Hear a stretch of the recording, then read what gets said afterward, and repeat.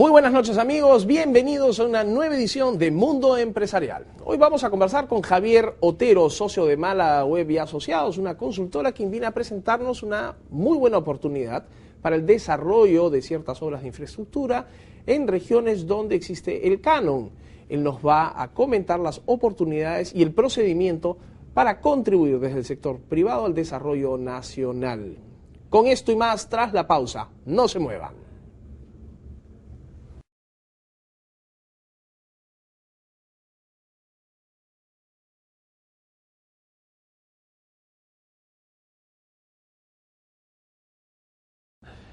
Bien, señores, ahora vamos a pasar a un tema de relevancia nacional. Vamos a conversar con Javier Otero, socio de Málaga Web y Asociados, sobre un tema que puede representar una tremenda oportunidad para muchas empresas. La posibilidad de invertir en diferentes proyectos contra impuestos. Vamos a conocer un poco cuál es la realidad actual y qué oportunidades se presentan. Javier, muchas gracias por estar con nosotros. Bienvenido al programa. Muchas gracias a ti. Cuéntame un poco sobre, primero, el trabajo que hace la consultora Málaga Web y Asociados y cómo empatas con este importante tema que he presentado, que sin duda es una tremenda oportunidad si se sabe manejar bien y si se detectan oportunidades durmientes, ¿no?, en este momento. Correcto. Bueno, yo me incorporaba a la consultora como socio hace un año, vengo de la actividad privada. Y hace 16 años que la consultora está identificando o se ha especializado en todo lo que es la regionalización. Esto es tener una presencia activa, especialmente en lo que es la asesoría de expedientes técnicos a los gobiernos regionales y a los gobiernos locales. En el 2008 se dio una ley, que es la Ley de Obras por Impuestos, la 29230, y su reglamento el año siguiente, que permite y convoca a través de los gobiernos regionales y locales que tienen canon la posibilidad de que las empresas privadas inviertan en obras por infraestructura contra el pago de impuesto a la renta. Lo que permite la ley y su reglamento es que las empresas, una vez terminada una obra de infraestructura de carreteras, de salud, una posta médica, un hospital o lo que fuese, de acuerdo a su giro, a su objetivo de reputación, ellas puedan entregar esta obra a través de un convenio con los municipios y se le entreguen a cambio un certificado contra el impuesto a la renta que va a pagar ese año. Quiere decir que si la empresa privada invierte 100, se le devolverá en impuestos ese importe. Ahora, ¿cómo empata esto con el canon? ¿Dónde hay la intersección? ¿Por qué necesitas de pronto de gobiernos regionales o locales que estén manejando canon si eventualmente tú puedes echar a andar un proyecto de inversión por tu cuenta, digamos? Sí.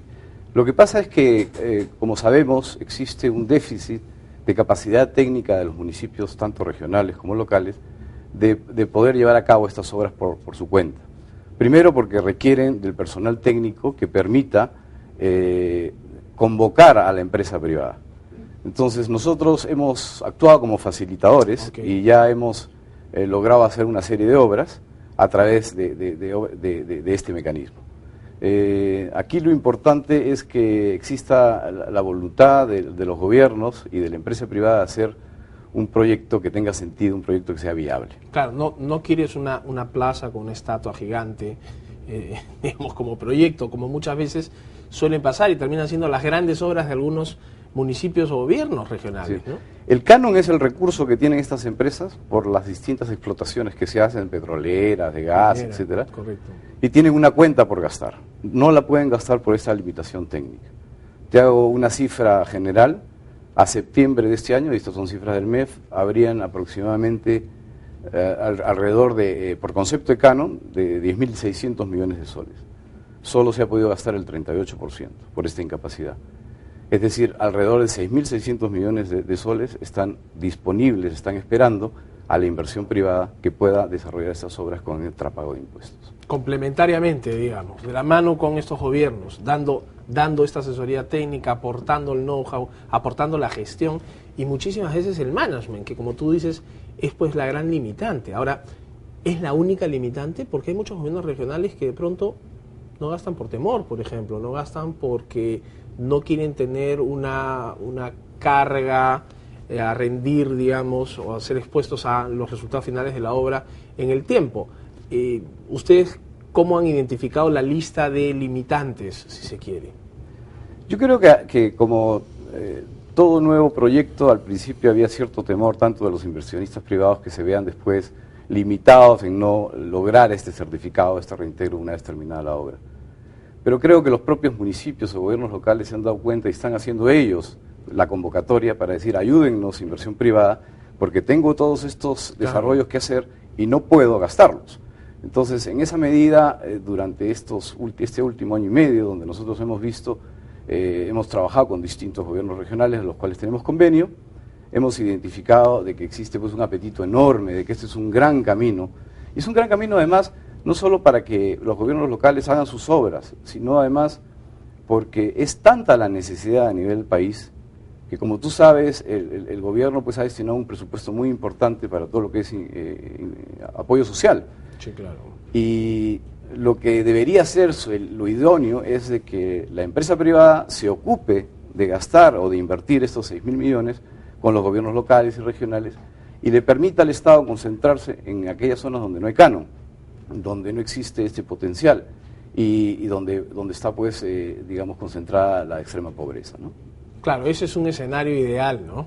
Que se dé eso, ¿no? Que de alguna manera el sector privado, siempre a cuenta de los impuestos que tendrá que pagar, entre y ponga de alguna forma su cuota en aquellos sitios donde ya está todo listo, ¿no? O sea, los recursos están, la necesidad está, lo que falta es un poco... Están los expedientes técnicos, están los expedientes, está proinversión detrás, en fin. Y lo que creo que tiene este mecanismo es que hay mucha transparencia. O sea, los organismos del Estado, el inversionista privado y los gobiernos regionales eligen supervisores independientes para que vean el desarrollo de la obra y cuando ésta se entregue cumpla pues con todos los requisitos y se cumpla con la inversión requerida, ¿no? Este crédito fiscal que finalmente obtiene el sector privado o los actores del sector privado que se ven involucrados en estos proyectos, ¿es fácil de ser reconocido? Digamos, en tu experiencia en los proyectos que has participado como consultor, ¿se han dado algún tipo de dificultades? ¿Han sido, digamos, sobrepasadas fácilmente? Cuéntame un poco sobre esa última milla que es la que finalmente hace la diferencia, ¿no? Mira, entre entrar y no entrar. En un principio, cuando el gobierno local, un municipio, se expone a interpretar y dentro de estas capacidades o limitaciones técnicas, sí hemos encontrado algunos obstáculos que inclusive en conjunto con Proinversión hemos ido flexibilizando el reglamento.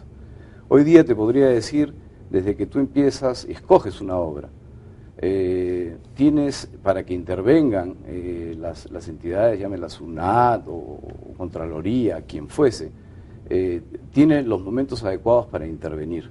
Inclusive hay silencio administrativo, que es muy importante, es decir, cumplidos los plazos, si no hay ninguna intervención o si no hay ninguna pregunta o cuestionamiento al proyecto que se va a llevar a cabo, corren los días, ¿no? Y estamos viendo nosotros, por ejemplo, que desde que se escoge un proyecto hasta que se firma el convenio son alrededor de 45 días.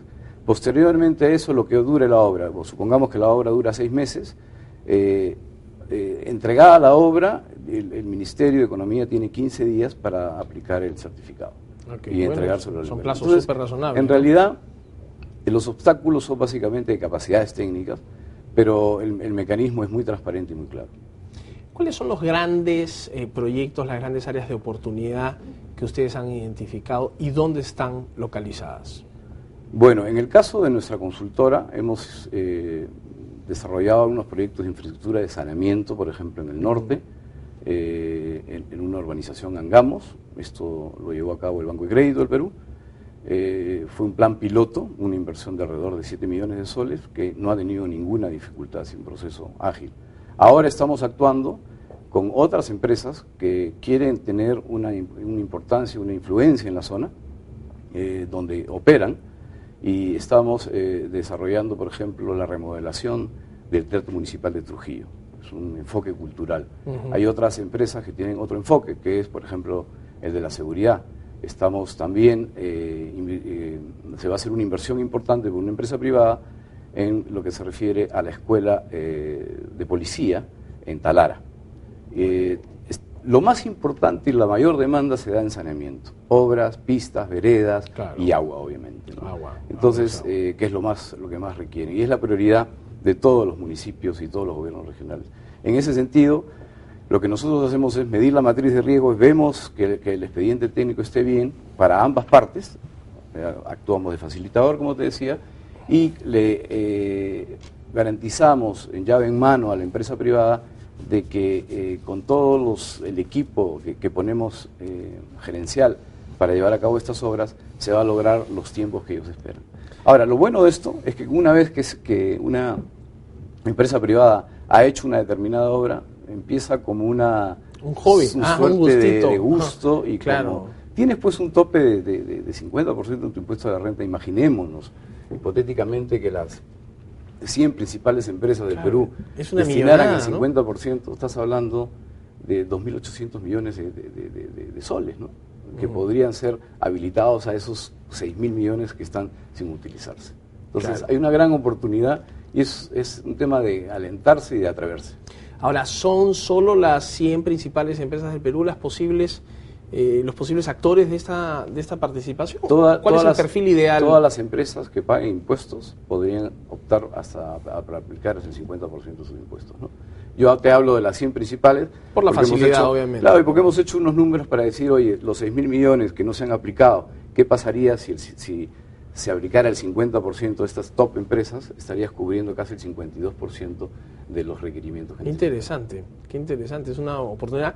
Ahora, es una oportunidad que no va a ser eterna tampoco, ¿no es cierto? O sea, nadie sabe si esto va a seguir siendo un recurso dentro de los 10 años, ¿no? O sea, acá hay una ventana de oportunidad clara como para poder hacer eso. Me imagino que los que principalmente capitalizarán esto, digamos, cuando esto agarre la viada que se necesita, serán las empresas que, trabajando en una zona desatendida, empiezan a cubrir pues las principales necesidades de la población por un tema de externalidad, ¿no? Así es. O sea, me hace mucha lógica eso, una minera pues poniendo pistas alrededor, ¿no?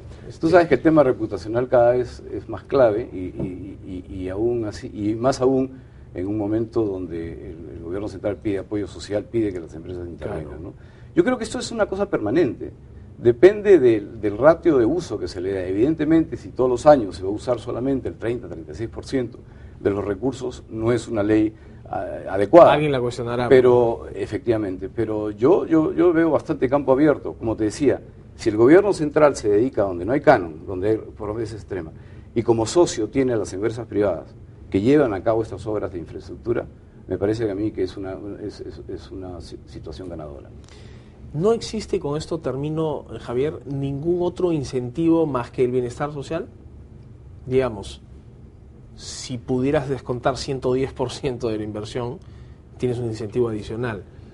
Tributariamente hablando, ¿hay algo adicional de beneficio? No, ese es el beneficio que tú tienes, que es obtener el 100% de la inversión que tú hiciste. Ahora, claro está que el gobierno podría, por ejemplo, en las zonas donde no hay canon, podría crear un fondo con los propios recursos que destina el gobierno central para lograr de que se cree una suerte de fondo que permita a las empresas también llevar a cabo los expedientes técnicos en las zonas de alta pobreza y, ¿por qué no?, lograr hacer la infraestructura también contra pago de impuestos. Pero en este momento la ley y su reglamento establece, está enfocado en gastar el canon. Claro. Muy interesante, Javier, un nicho realmente, ¿no? Que no todo el mundo lo tiene presente. Digamos, las empresas no están viendo necesariamente los lunes en la mañana cuáles son las posibilidades de desarrollar proyectos considerando esta estructura. ¿Me puedes dar, por favor, una información de contacto en caso haya alguien que quisiera conocer un poco más de los servicios de la consultora? Claro que sí, perdón. Málaga Web. El teléfono es el 221-3440 o 9867-9124. Perfecto. Muchísimas gracias, Javier. Vamos a poner esa información en pantalla. Te agradezco por estar en el programa y te deseo éxitos gestionando, contribuyendo al desarrollo de infraestructura, entre otros targets, digamos, de inversión en nuestro país. Muchas gracias por estar en el programa. Gracias a ti. Javier Otero es socio de Málaga Web y Asociados, una consultora, y vino a exponernos un caso puntual, la posibilidad de invertir contra el pago de impuestos, un crédito fiscal futuro en zonas donde se tiene el canon estacionado, durmiendo, esperando por ser ejecutado, por ser gastado correctamente. Señores, tras la pausa volvemos, no se muevan.